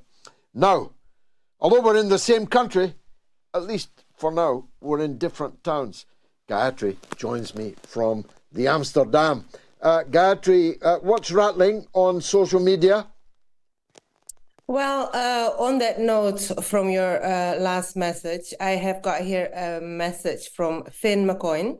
He says, in America, it is legal to shoot trespassers on one's property. Therefore, the 3 U.S. servicemen and the 24 injured were fair game because they are not welcome guests in Syria. Well, look, I'm sorry that they have lost their lives and lost their blood. But the people to be blamed for that are their own government that sent them on an illegal act of trespass. It's not just trespass, Gayatri, it's trespass and theft, because, of course, they are stealing Syria's oil, they are stealing Syria's wheat, as well as illegally destabilizing the Syrian Republic in the interests of those who wish to break it up. What do you say? Well, as if they don't have enough on their hands, they think they can fight another one on this front. I have a message here, an email that came in from Amina. She says, Dear George and all of you who make the MOATS, the best human university possible. Thank you. With his hand on his heart and tears in his eyes for the 10,000s of Palestinians who have fallen victim to the brutal and heinous war crimes of Zionism and imperialism, one might think that Netanyahu is not the worst Zionist and war criminal after all. There is no doubt that he is the mass murderer, genocide, and child killer. But he has also done a service for humanity by stripping Zionism completely and removing the masks of the genocidal regime in occupied Palestine. Beside the heinous war crimes since October 7, he has also exposed the aims of the Zionist regime and admitted that the Zionist regime will not allow a Palestinian state, and thus proving those who believe and speak of the two-state solution as wrong. You, George, you're one of those who believed in the two-state solution, like many others in the world. My question is that two-state solution that has been talked about for decades, has it not become a real one in the last 75 years? Why and on what terms do you think it is possible now? I do not believe that Israel will allow it. I do believe, as dear Rabbi David expressed, Palestine belongs to the Palestinians as it was before 1948. To all Muslims, Christians, Jews, and others who lived in Palestine peacefully. There is no place for genocidal Zionist apartheid regime in Palestine. So she's obviously talking about the two-state. Of course I've been proved wrong. I thought that a two-state solution could happen. In fact, I believed that it would happen. In that, I have that in common with the great majority of people in the world. I was never, of course, of the view that it was a just solution. It plainly was not. The Palestinians would be being given a state, a non-contiguous state, on barely 20% of historic Palestine. And the chance of the refugees outside the country to be able to return, as was their legal right, was slim to zero. So I never believed it was a just solution, but I believed that it was probably the best solution given the configuration of world and regional political power, military power, in existence at that time. The Soviet Union had collapsed. The Arab world was hopelessly disunited. And so I believed President Arafat when he said that a two-state solution is the best that we can get. But of course that has disappeared off the table. It's disappeared over the horizon. It was a mirage. The 22% of Palestine that was supposed to be given to the Palestinian state in a two-state solution has literally been paved over with settlements in which hundreds of thousands of people live, with Jews-only roads, with the apartheid wall, and of course Gaza, the non-contiguous part of the Palestinian state, has been obliterated, and its people stand on the cusp of total disaster, immiseration and destruction. So how are you going to get a two-state solution in all those circumstances? That's what I would say now, with the benefit of all the bitter, bloody experience that we now have. Anything else, Gayatri? There is. I do just want to say that this is obviously a point of discussion between us very often, and that we do stand and we do believe, impossible as it may seem at this moment, in the one-state solution, following South African, post-apartheid South African. The one democratic state, one man, one woman, one vote. Muslim, Christian, Palestinian, Jew, Arabs, all. So I want to emphasize the point that it seems impossible now. Look at what's going on. But the same was thought of apartheid South Africa, and yet they achieved it. That's true. Although the South African regime never massacred 30,000 people in 113 days. It's truly it's off the scale, this. There's never been anything like this. Children are being murdered in Gaza faster than they were murdered by the beasts of fascism, Nazism in the Holocaust. That's it would a take us fact. 27 years. It would take us 27 years if we were to attend to every funeral of all the children killed, massacred in the past 3 months. It would take us 27 years. Wow, what a stat. What a statistic is that. Really, it's unspeakable. I'll be home tonight, God willing, and I'll see you and the children when I get there. Thanks very much for that social media roundup. I think the poll we can call decided. 95, 90, 94, 91% think that the US and the UK will go on arming Israel. Now, got some important calls. Our professor, our resident professor, Simon in Florida, is on the line. Go ahead, Simon. Good evening, Mr. Galloway, and greetings to you and your worldwide audience. Well, there's been some quite stunning developments in addition to the attack on the American base that the Jordanians are now calling an advanced outpost, possibly outposted over their international border. But one thing that may not have been commented on so much in recent days is the pronouncements now made for the 5th time by presidential candidate Donald Trump that he wishes to commence immediate and massive deportations of illegal immigrants. He's been developing this theme over the last few public appearances now. On the first time he mentioned it was his penultimate speech just before the Iowa caucuses, where he actually referenced the scheme that was employed by President Eisenhower in 1954, called by what is now an objectionable name, but at the time was officially named Operation Wetback. And he's now decided that he wants to extend that to 15 to 16 million people, so approximately 5% of the population of the United States, to be deported. And he promises now that that will start effect on the first day upon which he resumes office.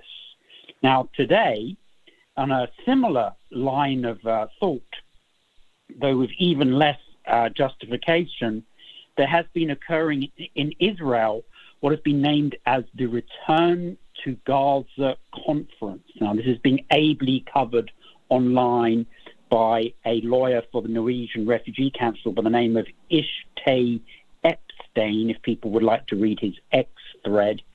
And no less than 12, so that's 1/3 of the full Israeli government cabinet, so not just MPs, but actual government ministers, have signed a pledge today at the conference, one presumes before they danced in celebration on video, and after speeches by the like of Smotrich and Gvir, all announcing and pledging, indeed, that they wish to see the full annexation of the entire Gaza Strip, the re-establishment of the prior 15 Jewish settlements that had existed there from 1967 to 2005, and also the establishment of a further 6 Jewish settlements after the full expulsion of the entire Palestinian population. Wow. Wow. So that's of course in flat contradiction to the statement of the government that makes it all possible, namely Joe Biden. Joe Biden says, and Blinken has said, that the expulsion of Palestinians from Gaza is completely unacceptable to the U.S. government. Have they made any response to this extraordinary conference in Israel today?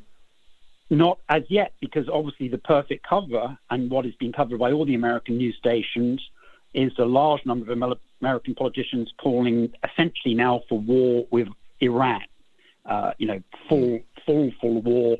And perhaps that, if not Ukraine, will provide the justification that we've now seen across Europe, most evidently in the Telegraph and Daily Mail in the United Kingdom with the likes of Boris Johnson, General Sanders and Lord Dannatt, all calling for World War I style conscription. And I think it's important for the audience to recall that is not 1950s style 1 year of national service, but that is the conscription of men aged 18 to 51 for the duration.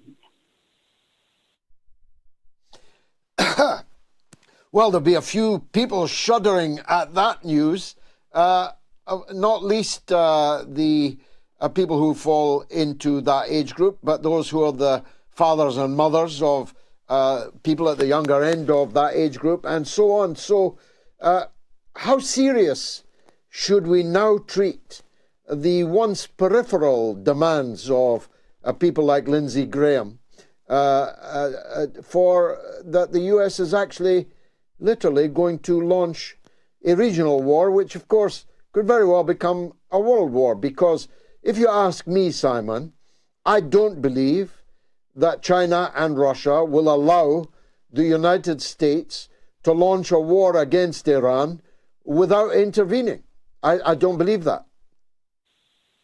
So I think the problem that all of these governments now face, and you've obviously been covering this most ably, and we discussed it on my previous experience as to what would they do if the judgment goes in Palestine's favor at the ICJ.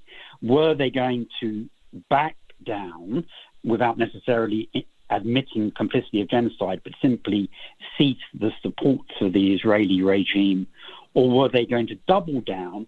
And in which case, how were they going to double down? Now, in the first instance, it appears that they had a preconceived plan that had indeed been discussed in the Israeli Knesset committee rooms back on the 4th of January, where one of the lady members of the Knesset had explained that in order to succeed in Gaza, they had to destroy UNWRA. And that occurred on the 4th of January. So that was a full 3 and a bit weeks ago.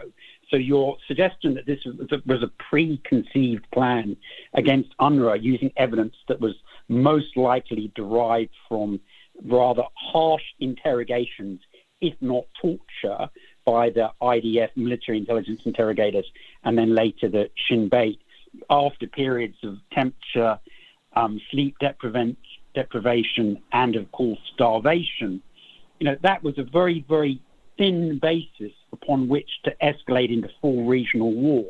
But the death now and injury of a large number of American servicemen, despite the fact that they were there illegitimately, and despite the fact that President Trump was still president, had demanded that they be fully withdrawn because he recognized their presence as being illegitimate and unnecessary, he was lied to. He was told that it had been done, and there remained 900 to 1,000 troops there, and they've remained there ever since.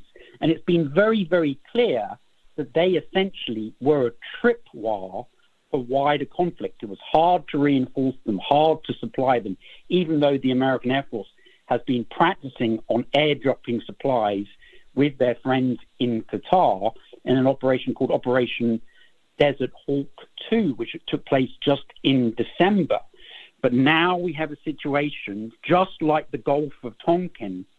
Are people going to do any hard analysis, or are the same people who told them weapons of mass destruction, austerity was a good idea, and their medical interventions were safe and effective, can now stampede the West into war in West Asia? What a truly terrifying prospect. And we go to bed tonight, Simon, far less safe in our beds even than we went to bed last night. Am I right? I would say so. And, one shouldn't forget, whilst we, commiserate with the families who have lost their loved ones in this attack, that multiples, or indeed possibly 100 times that number, yet again, will have been killed and wounded in Gaza. And in terms of the release of hostages, over 6,000 Palestinians have been abducted and are being held by the Israeli occupation forces from their homes in the West Bank, where Hamas is not involved in the government. So please, I would just implore, as I'm sure you would and will do in the future, for people to not lose sight of the big picture and to try and do more critical thinking than they may have done over the last 3 years when it comes to believing what the likes of Boris Johnson, Rishi Sunak and KeirStarmer tell them are the best course of action for them and their succeeding generations. Thank you for that much needed perspective, Simon in Florida, a MOATS legend. From one legend to another, it's our good friend Arobos in New York. Arobos, welcome back. Salutations and greetings, Mr. Galloway. Thank you. Much blessings to you, all the guests, your family, and hopefully the technical difficulty with your microphone, which could be the subject of a targeted attack. I don't rule anything out without upping the paranoia. Our engineer had just said that in my ear 5 minutes ago. My perspective, and I know we're towards the end, my perspective is simply we've come to the inevitable conclusion that, all the sanctions, the resolutions, the ICJ rulings, this is now, conclusively now, is the equivalent of shuffling court papers during a trial when there's a blitzkrieg going on around the court outside. There's a maelstrom of war. And it's only a matter of time before they break inside and basically slaughter everyone inside the courthouse. So, my somewhat rough attempt at an analogy is saying this is not going to be a political solution. Things have gone way too far and way too over the edge.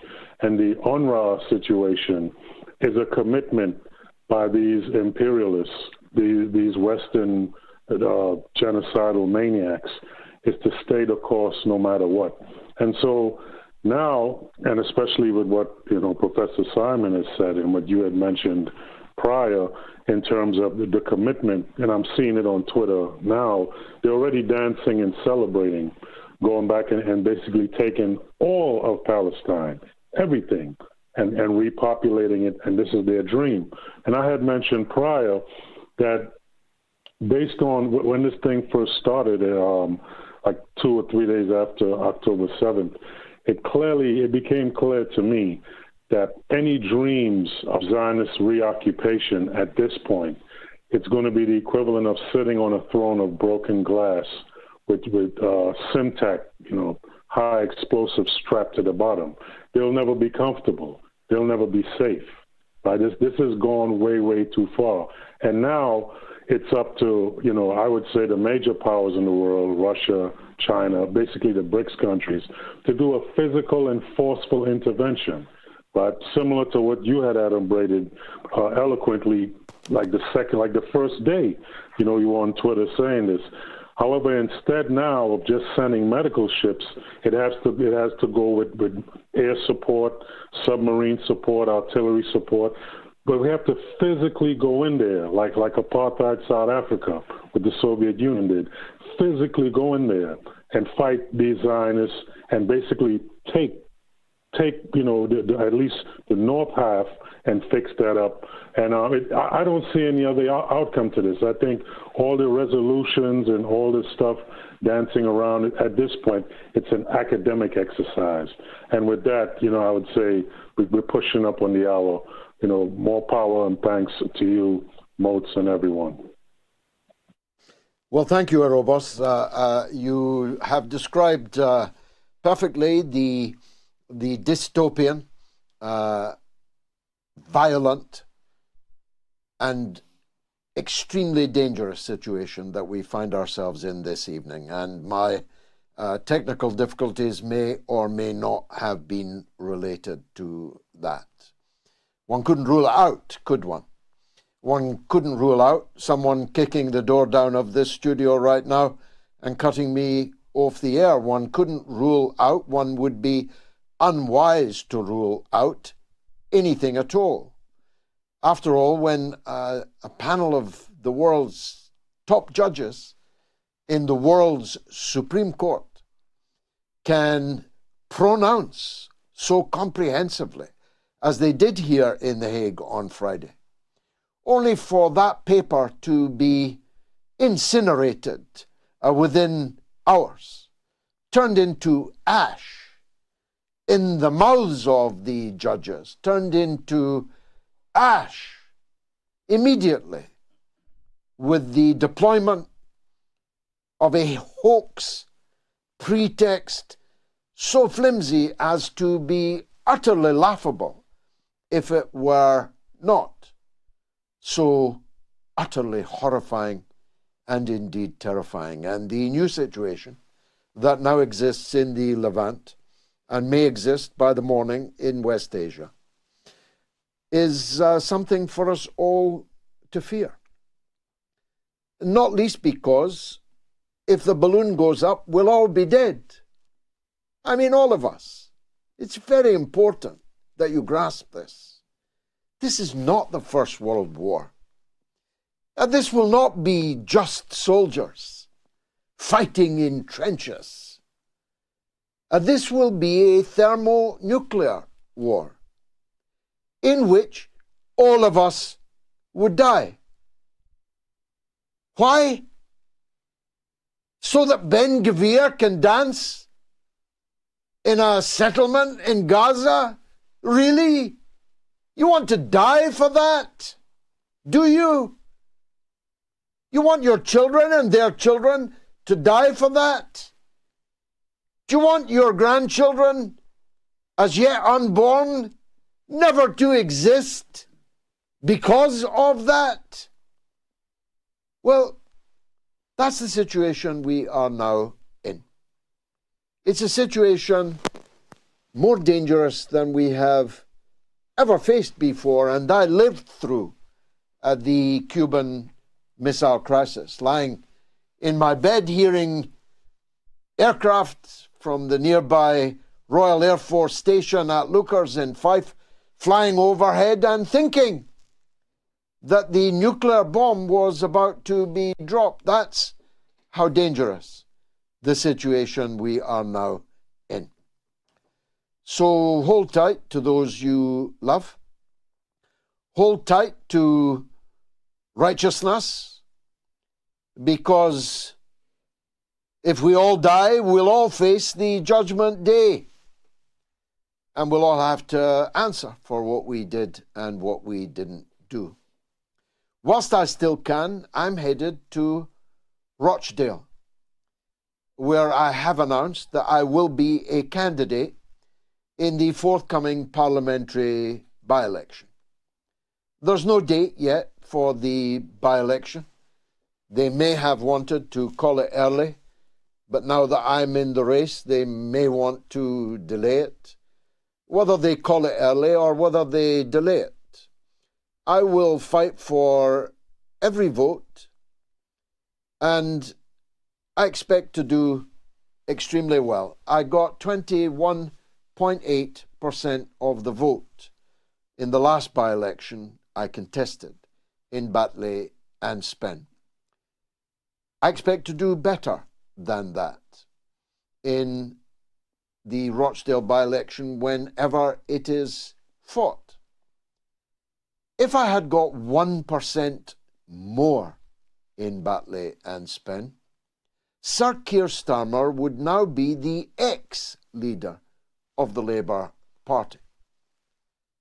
There can be no future for Britain as a one-party state, as a uni-party state, as a Tory-Labour duopoly, when both of them stand for entirely the same things on virtually every issue of importance, including the supremely important issues of war and peace. So we have to bust that duopoly. And so I'll be asking the people in Rochdale to lend me their vote, just once, for what? The remaining 6 months of this Parliament. That's all. You don't have to re-elect me. You don't have to support me again. You don't have to pledge your loyalty to me. Just send a message to the British political class that you will not put up with this any longer. Just send a message to the crooks in the British mass media that you will not accept being lied into the slaughterhouse. And perhaps above all, send a message to the people soaking wet, freezing cold, hungry, living out in the open in Gaza tonight, wondering if this is the night that Benjamin Netanyahu and his criminal gang bring their lives and the lives of their children to a blistering end with red-hot, razor-sharp steel, sheets of flying glass, molten lead, or whether they die instead tomorrow of hunger, of famine, of disease. Because I tell you how they would vote. I can assure you of that. Without any possibility of contradiction, the people of Gaza would be voting for me in the Rochdale by-election. But they cannot vote. They cannot vote even where they are, never mind in a by-election in Britain. So the people in Rochdale have a chance to vote for them, to vote for justice, to vote for peace, to vote for a real democracy. And I hope that they will take it. It's been marvellous for me. I hope it was for you, despite the technical difficulties, which may or may not have something to do that I'm only a few hundred yards away from the International Criminal Court in The Hague. Thanks for watching.